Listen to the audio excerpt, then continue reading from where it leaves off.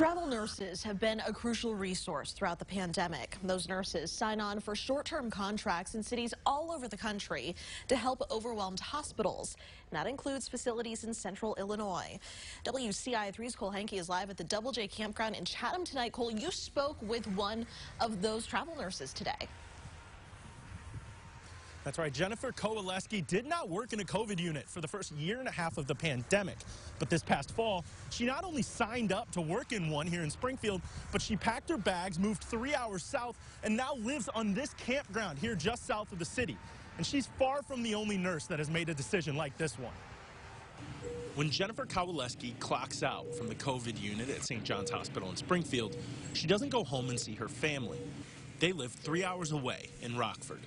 She instead goes to this camper at the Double J Campground in Chatham. I journal a lot. I talk to my husband. As soon as I leave the hospital, he's the first one I call, and he's a big outlet for me. He's very supportive.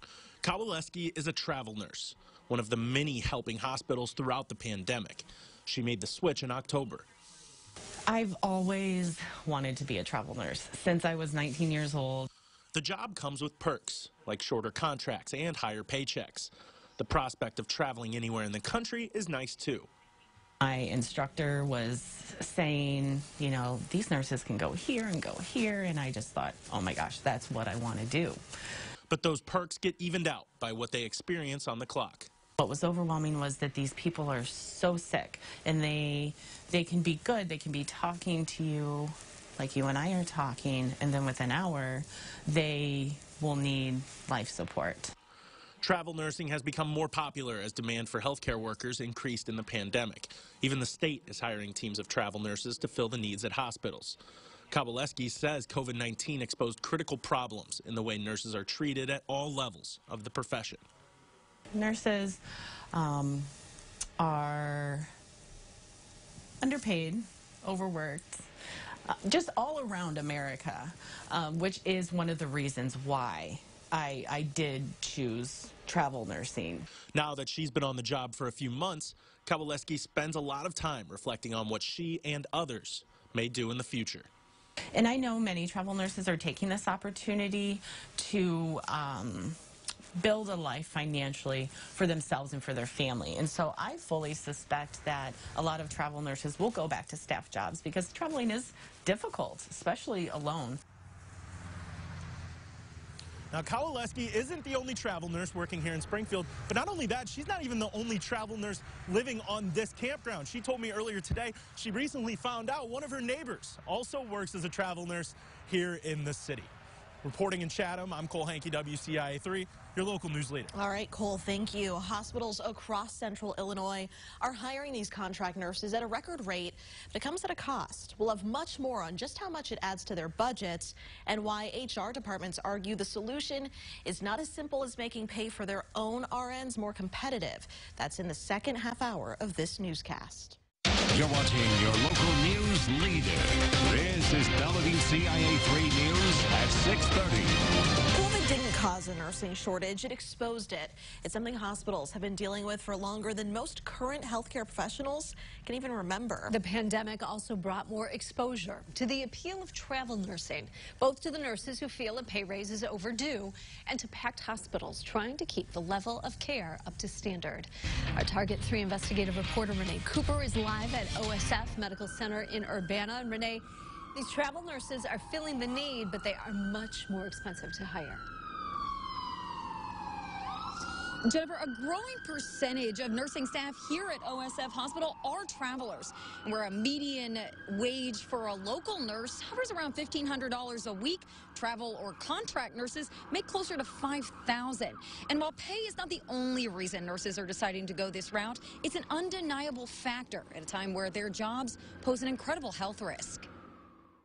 It's been so challenging, I think, for nurses at the bedside. Deb McCarter, OSF's chief nursing officer, says there's been a pandemic paradigm shift. RNs are leaving to become travel nurses at a record rate for the hospital. Just over a year ago, 5% of McCarter's staff was made up of contract nurses. Now it's 15%.